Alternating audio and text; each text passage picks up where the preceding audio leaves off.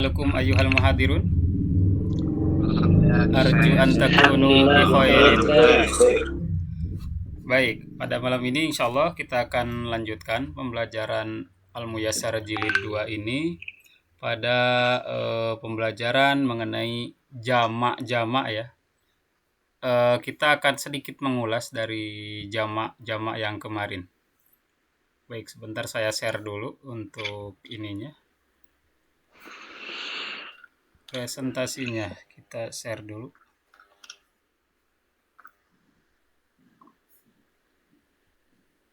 Di mana sudah ada kelihatan? Sudah ada, Ustaz. Kita masuk kepada jamak ya. Kemarin itu sudah kita masuk di murakab sudah.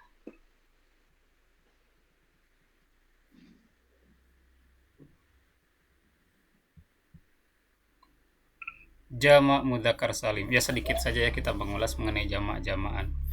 Jamak mudzakkar salim itu adalah jamak untuk siapa? Laki-laki atau perempuan? Muannas atau mudzakkar? Laki-laki, Laki-laki ya. Tandanya itu dengan apa saja? Waw dan nun atau ya dan nun. Waw dan nun atau iya dan nun. Kemudian ada lagi yang di sini bahwa jamak mudzakkar salim itu biasa sering kali digunakan untuk mudzakkar akil atau sifat bagi mudzakkar akil ya. Akil. Kemudian ada juga yang disebut dengan mulhaknya ya, atau yang dianggap atau yang sekedar dikategorikan sebagai jamak mudzakkar salim tetapi dia bukan jamak mudzakkar salim yang sebenarnya ya. Nah, seperti di sini alamin, ardin dan banin. Kemudian jamak muannas salim. Jamak muannas salim itu jamak buat siapa? Perempuan ya. Kemudian apa tandanya dari jamak muannas salim? Alif dan ta. Alif dan ta. Nah, di sini untuk jamak muannas salim banyak sekali ya kategorinya di sini. Kurang lebih ada 6 nih. Yang pertama, jamak mudzakkar salim atau yang menggunakan alif ta pada penjamaannya itu yang pertama adalah nama bagi perempuan, alam muannas. Yang kedua adalah nama-nama benda atau jamadat dengan diakhiri ta, ta'nis ya, seperti syajaroh. Kemudian yang ketiga adalah sifat yang muannas ya, dan diakhiri dengan ta marbutoh. Kemudian yang keempat adalah al-masdar yang melebihi kepada 3 huruf. Di sini salah satu contoh ikrom ya, jadi ikromat boleh. Kalau yang hanya 3 huruf saja itu tidak termasuk yang ini. Kemudian yang kelima yang diakhiri dengan alif ta'nis maksurah. Nah, di sini isim-isim seperti isim dzikro. Nah, di sini nanti penjamaannya gunakan jamak untuk muannas ya, pakai alif ta. Dari adzikro jamaknya sudah pasti dzikroyatun. Nah, gitu. Kemudian yang keenam adalah yang diakhiri dengan alif hamzah. Nah, di sini adalah alif ta'nis mamdudah yang mana kalau dijamakkan alif ta'nis mamdudah ini seperti sohra'u adanya alif hamzah, maka penjamaannya tambah alif ta atau masuk kategori jamak muannas penjamaannya. Sohrawatun. Nah, di sini keistimewaannya adanya waw tambahan ya, sohrawatun. Sebetulnya ini bukan waw tambahan, ini waw aslinya, dia kembali lagi sebetulnya ya. Kemudian kita masuk kepada mulhaknya nih. Muannas mulhak itu, nah di sini ada 2. Muannas mulhak yang pertama adalah kata yang khusus yaitu ulatu. Nah, ulatu ini dia mulhak ya. Mulhak jamak muannas karena adanya alif ta. Ulatu ini maknanya apa? Sahibat atau pemilik atau empunya atau perempuan yang memiliki atau empunya ya. Kemudian selain itu adalah seperti kata arofatin, adriatin. Nah, kata-kata yang seperti ini arofatin dan adriatin ini adalah maksudnya disebut jamak muannas salim mulhaq karena maknanya memang mufrad. hanya secara lafaz dia adanya alif ta. Seperti Arafatin, dia itu padang Arafah. Kemudian Adriatin, dia itu satu lengan atau satu tangan ya. Jadi dia hanya secara lafaz tetapi tidak secara makna. Itu mulhaq ya. Jadi hanya ada dua untuk mulhaq ini. Kemudian masuk kepada jamak taksir. Nah, di sini sedikit kita akan melihat pola-pola ya pada jamak taksir ini. Nah, jamak taksir itu adalah jamak apa yang disebutnya itu salim atau goer salim? Ada yang masih ingat mungkin? Goer salim. Goer salim. Goer salim, Kenapa disebut goer salim itu jamak taksir? Karena tidak beraturan. Karena Tidak berubah beraturan. dari mufradnya, Ustaz. Nah, dia berubah dari mufradnya secara tidak beraturan. Berubah dari mufradnya. Karena dia tidak selamat dari tanda yang jelas ya. Maksud selamat itu tidak selamat dari tanda yang jelas. Tidak ada waw nun, tidak ada ya nun, tidak ada alif ta. Itu maksud salim itu. Sehingga jamak taksir itu tidak punya tanda-tanda khusus itu. Tidak adanya waw nun, tidak adanya ya nun, tidak adanya alif ta. Sehingga kalau yang mempunyai waw nun, ya nun, alif ta itu salim, selamat karena mempunyai pola yang jelas. Kalau tidak mempunyai berarti goer salim. Nah, jamak taksir ini masuk goer salim. Nah, di sini dari kitabun malah jadi kutubun, enggak jadi kitabuna atau kitabina atau kitabatun juga enggak ya. Tapi di sini hanya kutubun. Rasulun jadi rusulun, asadun usudun, gulamun gilmanun, itu polanya. Nah, nanti kita lihat di sini. Di sini pola-pola jamak taksir itu mempunyai beberapa kategori ya. Yang pertama ingat ada jam'ul qillah wa jam'ul kasrah. Kita ulang lagi sedikit lagi mengenai jam'ul qillah adalah jamak yang dianggap sedikit. Jam'ul kasrah adalah jamak yang dianggap banyak. Maksud banyaknya itu berapa jam'ul qillah? Maksimum. Jam'ul qillah 3 sampai 10. Nah, 3 sampai 10 ya. Kita lihat jam'ul qillah itu pola-polanya hanya ada 4 di sini. Af'ulun. Contohnya apa? Anfusun. Nah, sehingga kita tahu ternyata anfusun ini apabila di dalam Al-Qur'an menggunakan kata anfus, maka itu tidak akan melebihi dari jumlah 10 karena ini masuknya jam'ul qillah. Atau af'ilatun seperti apa? Midatun. Nah, itu tiang-tiang atau apa? Tiang itu bahasa lainnya itu ya pilar. At'imah makanan. Itu tidak akan melebihi dari angka 10. Tidak akan melebihi dari bilangan 10 nih kalau menggunakan af'ilatun, midatun, at'imatun itu ya. Kemudian fi'latun, fityatun dan sibyatun. Nah, ini tidak akan melebihi bayinya itu, sobiyunnya itu tidak akan melebihi 10 orang gitu, sibyatun. Berarti maksimum ya 10. Kemudian af'alun, nah di sini anwa'un, abyatun. Nah, kalau kata anwa'un biasa sering kita baca ya dalam kitab-kitab atau dalam pelajaran-pelajaran nahwiyah pun anwa'un ini sering. Nah, maka anwa'un ini macamnya itu tidak akan melebihi berapa? Maksimum 10. Nah, itu ya. Af'ulun, af'ilatun, fi'latun, af'alun. Nah, ini sebetulnya harus sering diulang-ulang biar lebih paham ya untuk jam'ul qillah ini. Nah, karena apabila jam'ul qillah ini misalkan sudah paham, maka selain daripada itu masuk kategori jam'ul kasroh.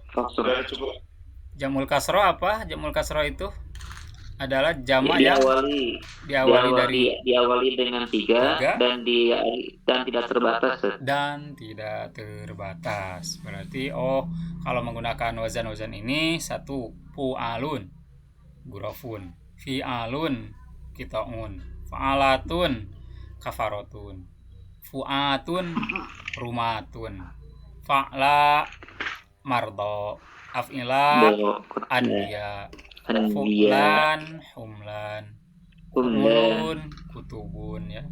Fi'alatun, kirodatun. Kalau kirodatun sering ya kita dengar dalam Al-Qur'an. Kirodatan khosyiin. Itu berarti monyetnya ada berapa? Keraknya lebih dari 3 dan tak terbatas ya. Maksudnya banyak sekali. Kemudian fu'alun kutabun, fi'alun jibalun, fu'alun rukkaun, fu'ulun ulubun, Kulubun. fu'ala'u ulama. Ulama. Nah, berarti ulama itu berapa ilmuannya?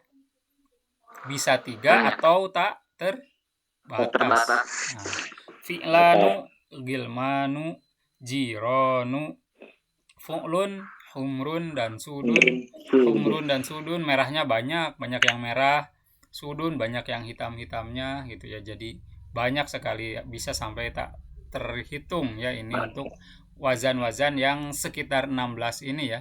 Untuk wazan-wazan jam'ul kasroh. Ini adalah jamak taksir, masih termasuk jamak taksir, yaitu tadi jam'ul kilah salah satunya. Yang ini adalah jam'ul kasroh yang bilangannya dari 3 sampai tak terbatas. Kemudian kita masuk, nah di sini ada yang disebut dengan ismul jam'i.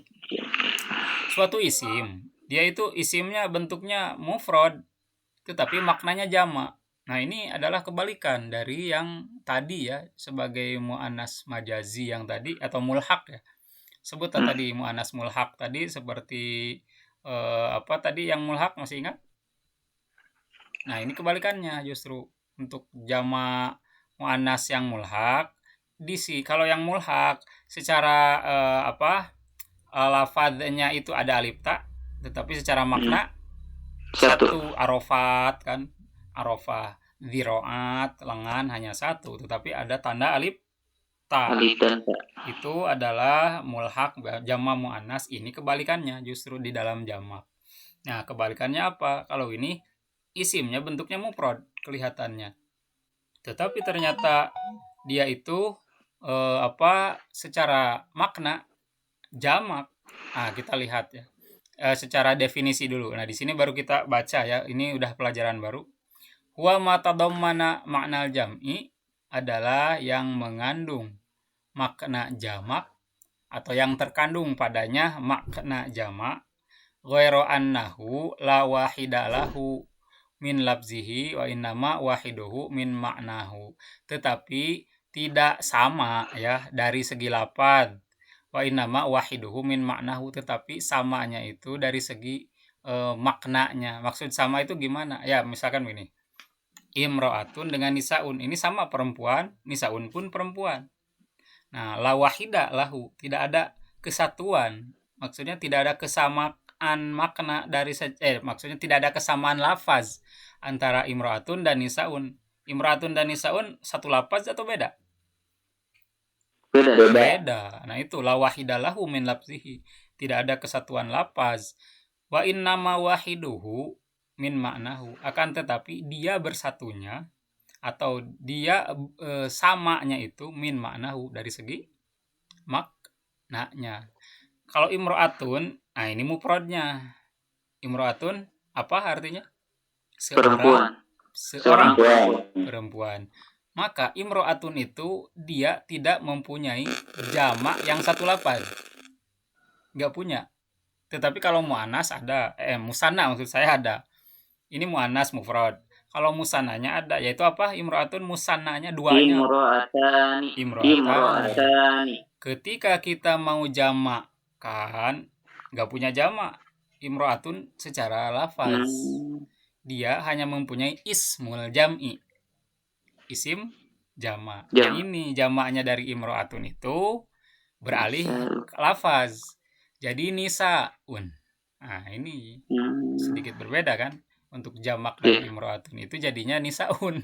Nggak ada jamaknya dari imro'atun secara lafaz, tetapi secara makna. Jadi dia mengambil pola yang lain, bukan pola lagi ya, tetapi lafaz yang lain justru.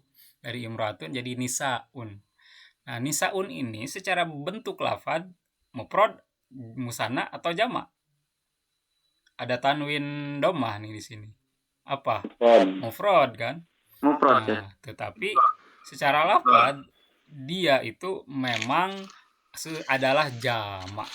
Nah, seperti Beginilah ada contoh-contoh di dalam bahasa Inggris juga. Seperti bird.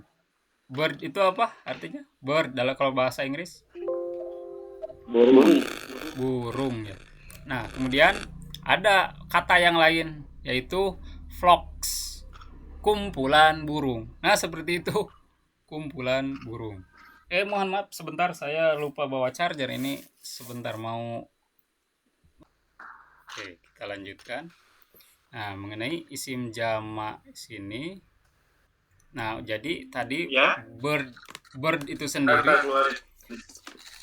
bahasa Inggrisnya secara singular atau secara single, secara mufrad itu bird ya, satu ekor burung. Tetapi untuk jamaknya flocks, kawanan burung. Nah, seperti ini juga dalam bahasa Arab.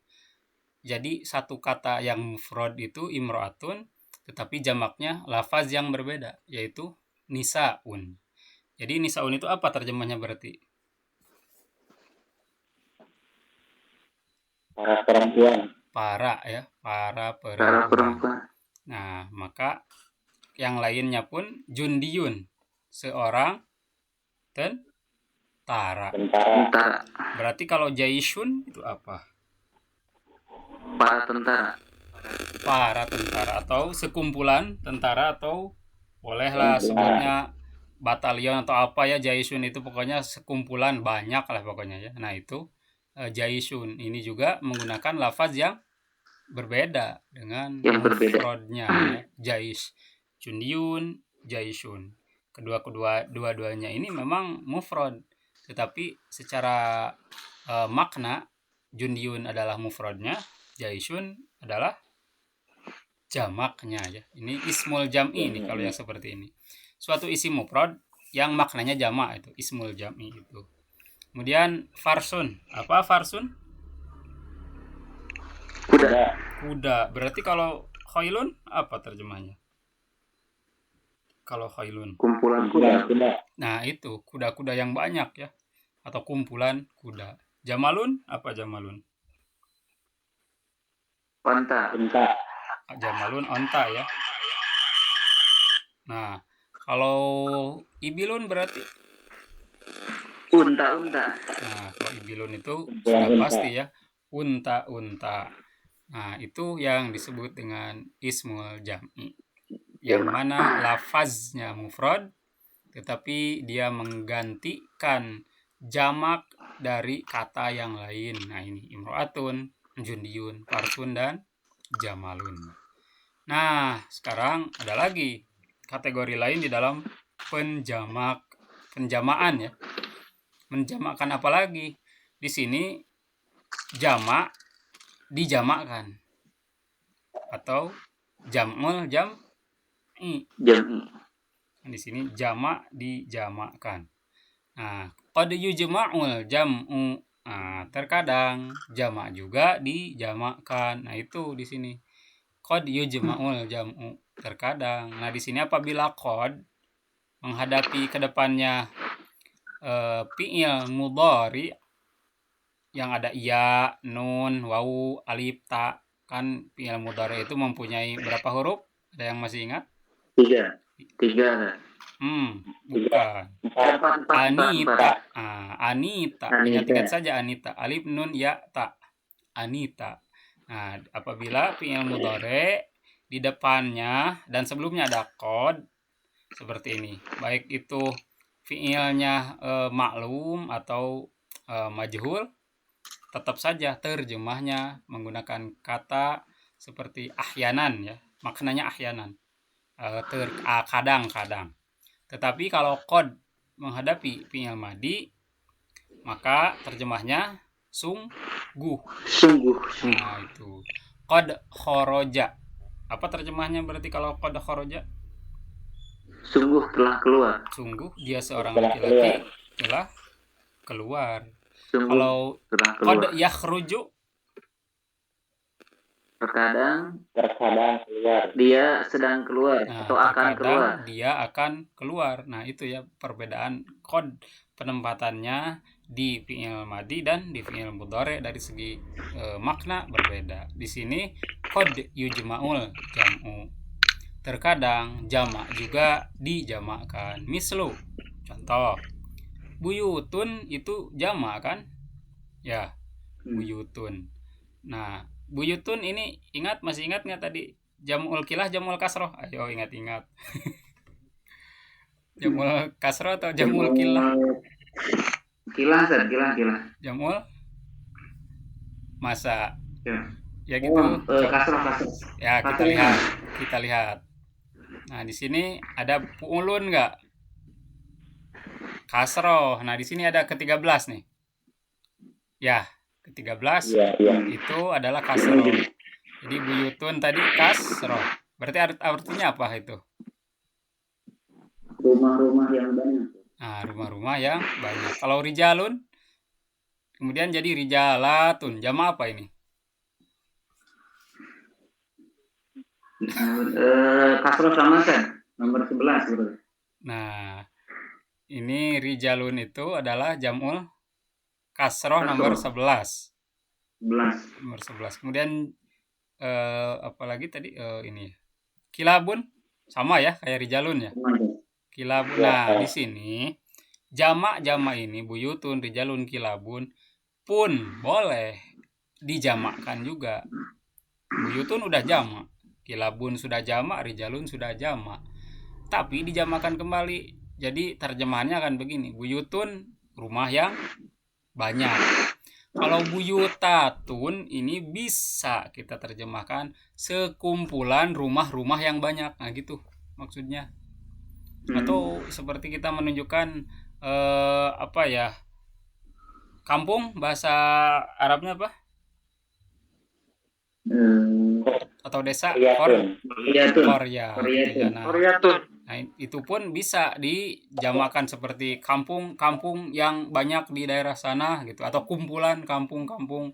Nah, seperti buyutun, di kampung itu banyak rumah, contoh misalkannya di banyak rumah yang bergerombol atau misalkan satu RW dan banyak RW lagi. Nah, bisa kita ekspresikan dengan menggunakan buyutatun.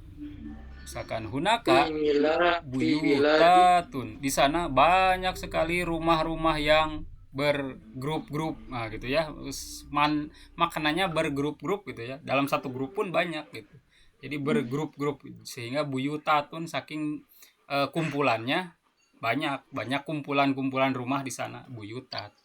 Kemudian rijalun juga di sini, rijalun itu sudah jamak, artinya laki-laki yang banyak ya. Nah, kita akan menerjemahkan di sana banyak kumpulan laki-laki. Jadi berkumpul dan berkumpul lagi, misalkan riungan, ada riungan lagi. Nah, seperti itu. Maka boleh kita menggunakan ekspresi rijalatun. Di sana banyak sekali kumpulan para laki-laki. Nah, berarti dalam satu grup udah banyak. Ada grup lagi banyak, ada grup lain lagi gitu. Jadi bergrup gitu ya. Itu rijalatun. Kilabun juga begitu. Nah, untuk kilabun boleh menggunakan dua variasi. Dia mau menggunakan variasi jamak muannas salim. Nah, di sini juga rijalun, karena dia sudah jamak taksir, maka penjamaan jamak taksir untuk jam'ul jam'inya boleh menggunakan jamak muannas salim, silahkan. Boleh. Atau menggunakan pola-pola jam'ul jam'i, salah satunya akalibu. Apa ilu? Akalibu. Berarti apa terjemahannya kilabun jadi akalibu atau kilabatun? Apa terjemahannya? Kumpulan anjing yang banyak. Iya, sekumpulan anjing. Yang pokoknya anjing banyak dan berkumpul yang lain lagi juga banyak gitu. Nah, itu adalah ekspresi dari jam'ul jam'i ya, menjamakkan jamak lagi karena saking banyaknya dan dia bergerombol, dan gerombolannya pun banyak gerombolannya gitu. Kilabatun, buyutatun, rijalatun, akalibu. Nah, itu adalah jamak-jamak. Nah, di sini ada pembahasan jamak yang terakhir. Makana jam'an wa wahidan adalah suatu isim yang dia itu jamak dan dia juga mufrad sekaligus. Maksudnya apa? Minal asma'i maka jam'an wa mufrodan bilafzin wahidin. Minal asma'i dari beberapa isim, maka jam'an ada yang jamak, wa mufrodan dan mufrod bilafzin wahidin apa? Dengan lafaz yang satu. Nah, ini contohnya kata junubin, doifin, fulukin.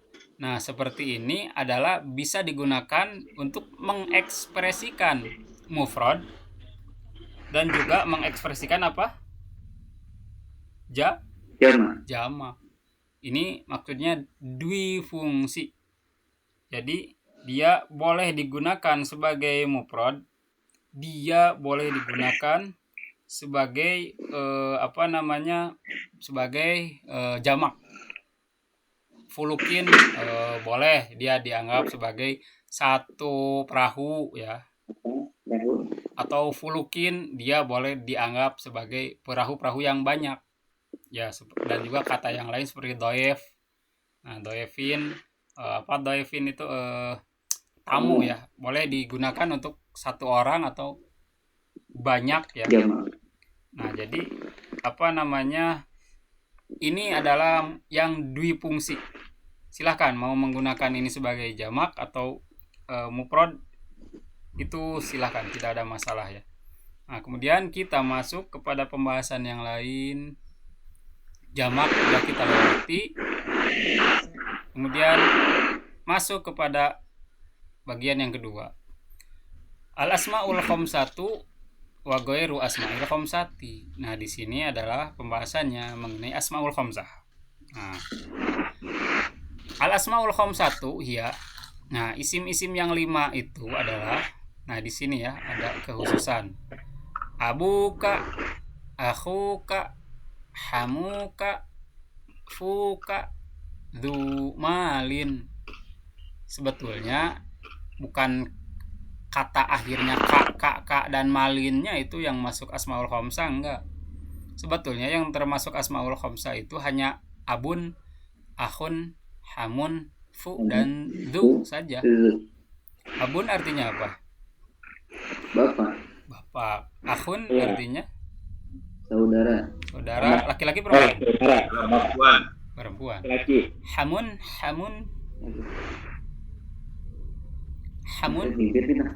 bukan. Hamun itu father in law. Father in law apa artinya? Mertua. Father in law, mertua. Fu. Ada yang tahu fu? Fu ini asal katanya itu kalau mufradnya bukan fu sebetulnya.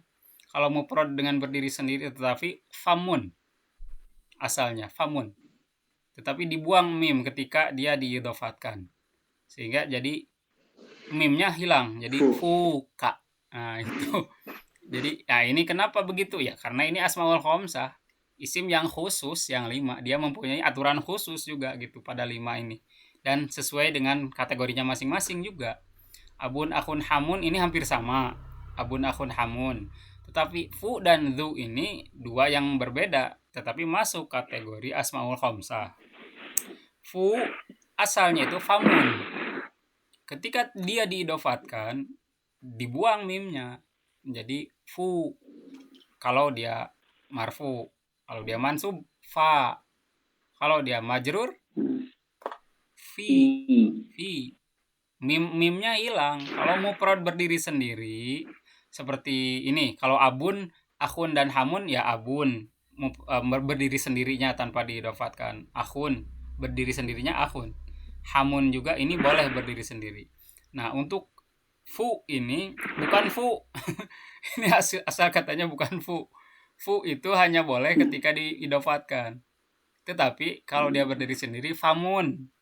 Nah, itu. Famun asalnya ini. Kalau berdiri sendiri. Tetapi ketika diidhofatkan, famun artinya mulut. Kalau kita mau mengucapkan mulut Anda atau mulut kamu, berarti fuka, bukan famuka gitu kan yang sering. Fuka. Nah, ini kekhususan asmaul khamsah. Nah, kemudian dzu malin. Dzu artinya Yang sama seperti mempunyai. tadi empunya. Kepemilikan. Kepemilikan ya. Dzu itu memiliki. Kalau tadi ulatu para perempuan yang memiliki, itu khusus. Ulatu itu khusus lagi karena dia sebagai jama muannas mulhaq. Kalau ulatu. Tapi ini dzu ini dia seorang laki-laki memiliki ya. Dzu malin memiliki harta. Nah, di sini yang jadi urusannya dzu. Nah, nanti kita lihat di sini. Nah, dzu malin ini dzu ya, mengenai dzu. Dzu malin adalah salah satu huruf, bukan huruf maksud saya, asmaul khamsah, salah satu asmaul khamsah yang tidak bisa berdiri sendiri, yang dzu ini. Dzu ini tidak bisa berdiri sendiri seperti abun, ahun, hamun, famun. Mereka bisa berdiri sendiri. Tetapi dzu tidak ada, kata dzu sendirian nggak ada. Dzu itu di mana-mana harus selalu diidofatkan. Jadi idofatkan saja kepada apa? Dzu malin boleh, dzu ilmin boleh, dzu magfirotin, dzu barokatin. Pokoknya dzu harus diiringi mudhof ilaih. Nah, kita lihat kepada syarat-syaratnya. Syurutul asma'il khamsati. Syarat-syarat isim yang syurut ini 5. pola apa, jama apa syurut? Seperti buyut, tadi buyutun. Jamal kasro, jamal kilah. Jamal kasro ya, karena dia menggunakan pola fu'ulun. Seperti tadi buyutun. Nah, ini. Jadi untuk syurutun ini bisa saja minimal 3 atau tak terhingga. Nah, nanti kita lihat ada berapa sih.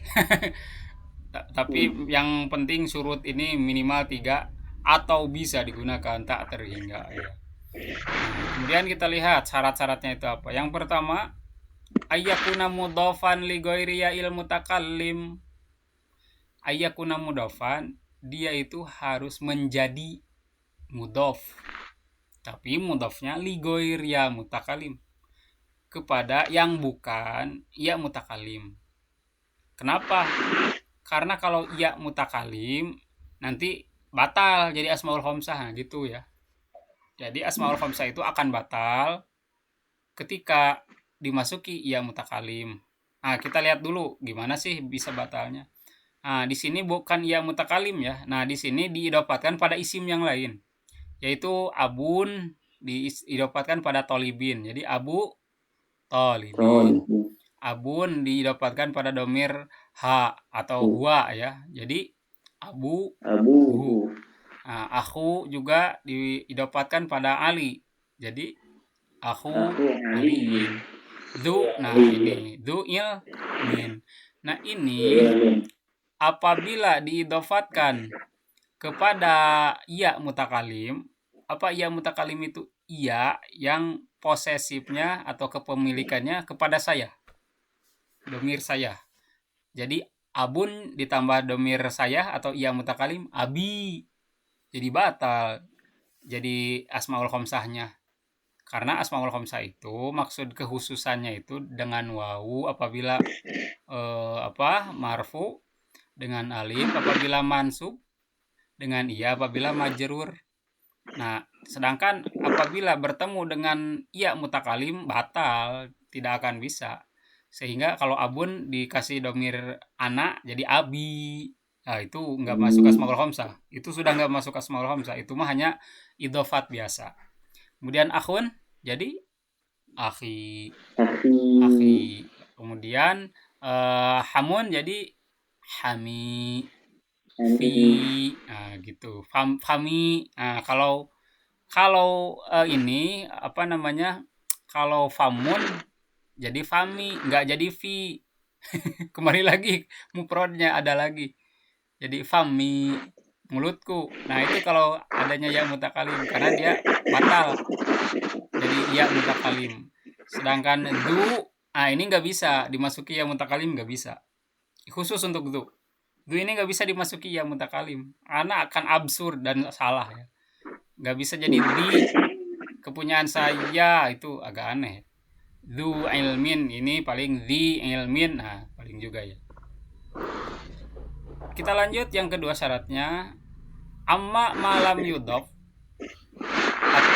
adapun yang tidak dimudhof itu falaisa minha, ya bukan daripada minha, bukan daripada isim yang 5 tadi, falaisa minha, maka bukan termasuk asmaul khamsah. Nah, di sini al abu. Nah, ini kan tidak diidofatkan, berdiri sendiri saja al abu.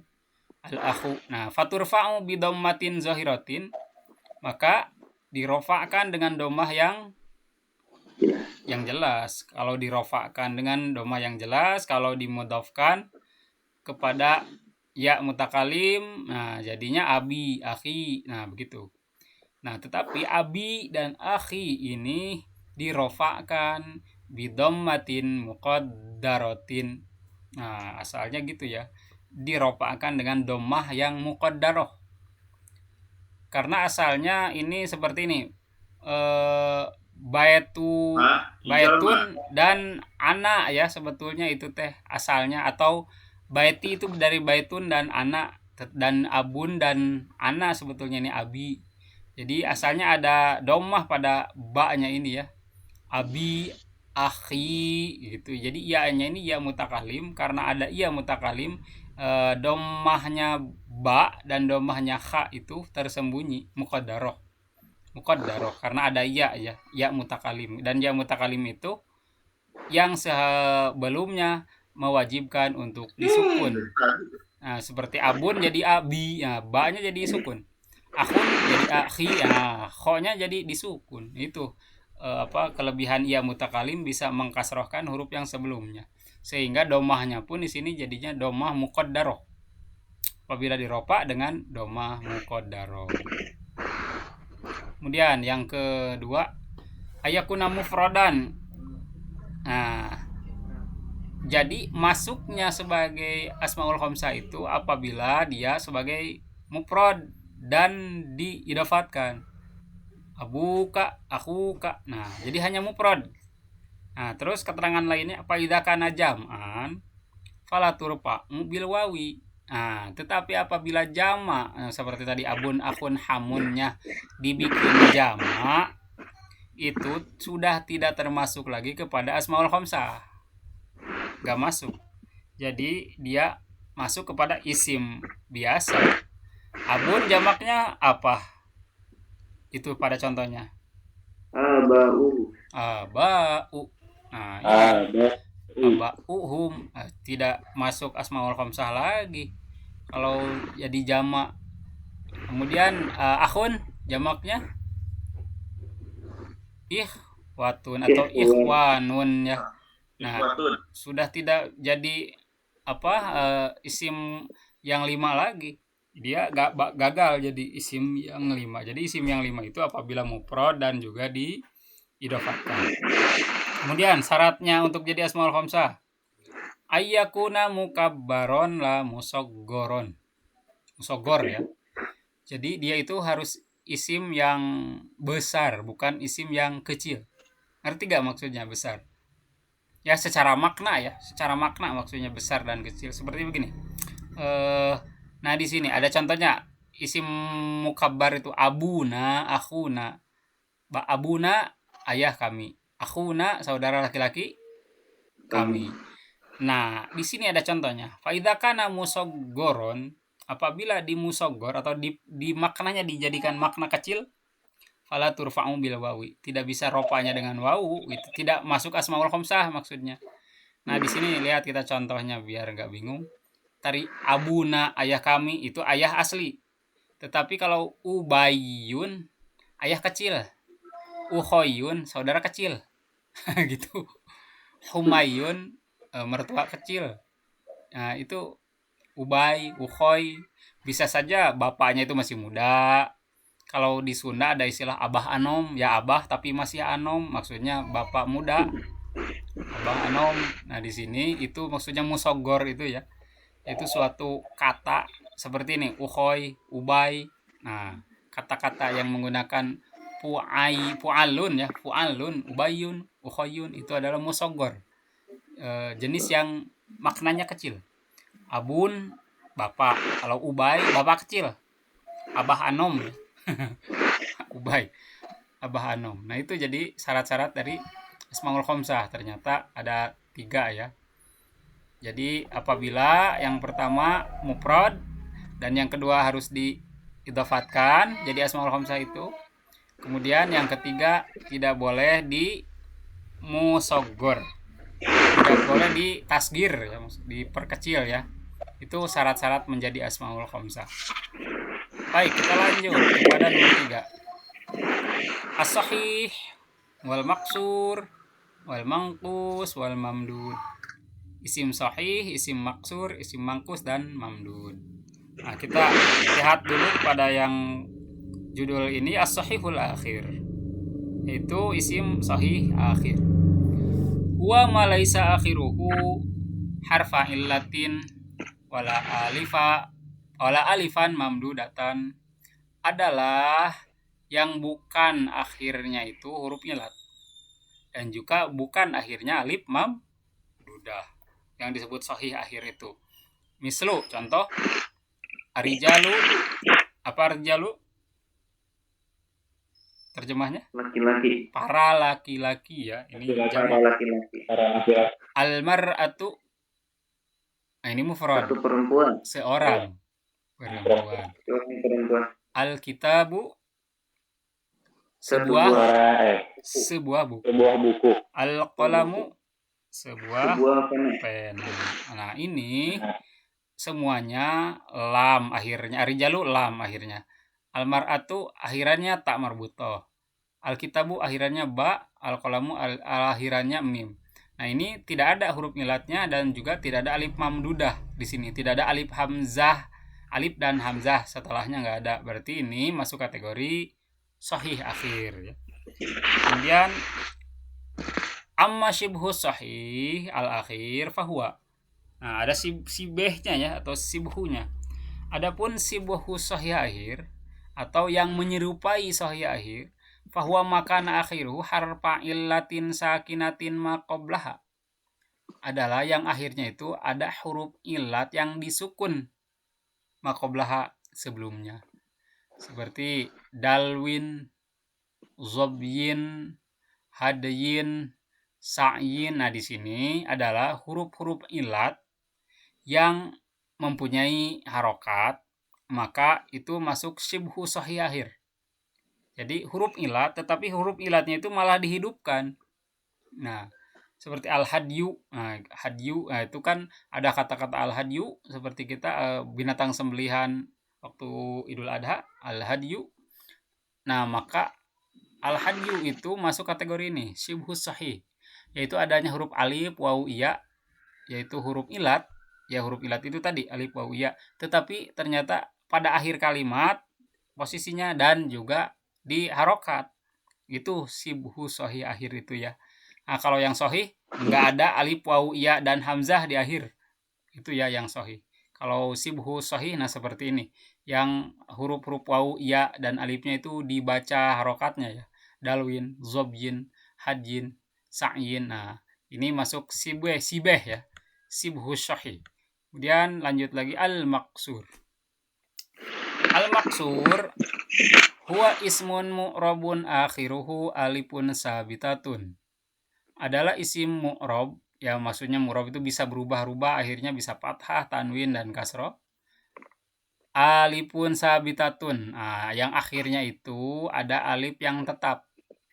Sawaun akutibat bisuratil alifi, sama saja apabila bisa ditulis dengan bentuk alif, bisuratil alif dengan bentuk alif seperti al-aso am bisuratil ya, atau dengan bentuk iya. Maksudnya alifnya bentuknya iya ya, alifnya merengkol, alifnya tidur ya maksud saya. Alifnya tidak tegak. Nah, jadi maksur itu, isim maksur itu akhiruhu alif sabitah. Akhirnya ada alif yang tetap, atau ada juga yang menyebutnya alif lazimah. Kalau pada Al-Mujassar jilid 1 istilahnya beda, bukan alif sabitah tetapi alif lazimah, tetapi sama ya, sabit dan lazim itu artinya tetap.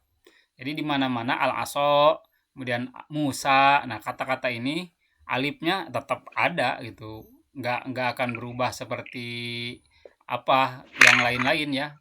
Al-aso tetap alifnya ada. Musa tetap alifnya ada walaupun dia jadi mufrad, maksud saya biarpun dia jadi al-aso baik jadi marfu, mansub dan majrur, dia tetap saja ada alifnya ini. Musa dan aso, jadi itu alif sabit ya, sabit atau lazim. Tetap lazim itu.